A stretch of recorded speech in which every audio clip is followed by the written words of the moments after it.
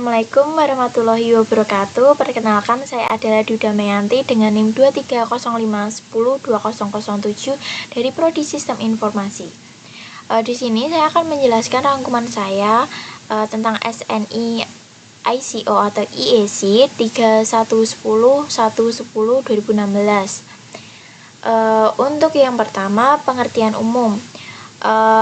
Dari yang saya tangkap dari materi sebelumnya yang di-share dosen, manajemen resiko adalah proses mengidentifikasi, menganalisis, dan mengevaluasi resiko yang mungkin menghambat pencapaian tujuan. Penilaian resiko adalah bagian penting dari manajemen resiko, bertujuan untuk memahami seberapa besar risiko dan bagaimana menghadapinya. Untuk tujuan penilaian risiko ada 4. Yang satu, memberikan dasar pengambilan keputusan berbasis data. Yang kedua, memahami dampak risiko terhadap tujuan organisasi. Yang ketiga, menentukan apakah suatu risiko perlu diatasi dan bagaimana caranya. Dan yang terakhir, membantu dalam prioritas penanganan risiko. Untuk selanjutnya, langkah dalam proses penilaian risiko. Yang pertama, komunikasi dan konsultasi.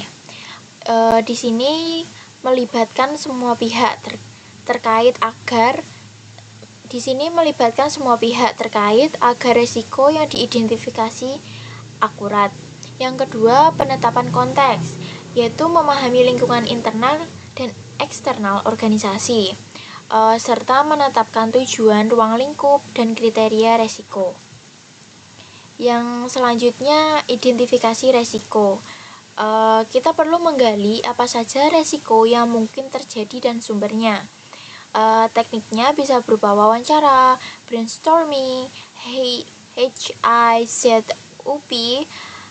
daftar periksa, dan sebagainya.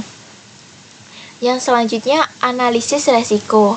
Menganalisis konsekuensi atau dampak dan probabilitas atau kemungkinan. Pendekatannya bisa berupa kualitatif, semi kuantitatif, atau kuantitatif. Selanjutnya, evaluasi resiko. Membandingkan tingkat resiko dengan kriteria yang ditentukan, serta menentukan resiko mana yang perlu perlakuan atau ditangani lebih lanjut.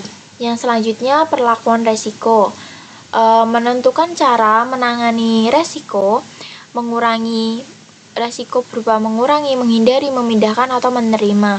Selanjutnya, pemantauan dan tinjauan, yaitu mengevaluasi efektivitas perlakuan resiko secara berkala, serta mengupdate penilaian bila ada perubahan. Teknik-teknik penilaian resiko dikelompokkan berdasarkan tujuan dan kompleksnya. Contoh, curah pendapat atau brainstorming. Ini sederhana, cocok untuk identifikasi awal.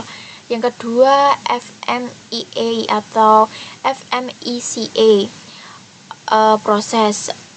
Di sini menganalisis deviasi dalam proses industri.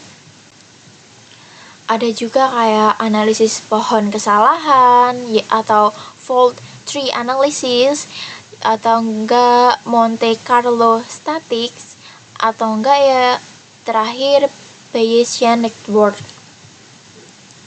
Faktor pemilihan teknik penilaian bisa berupa kayak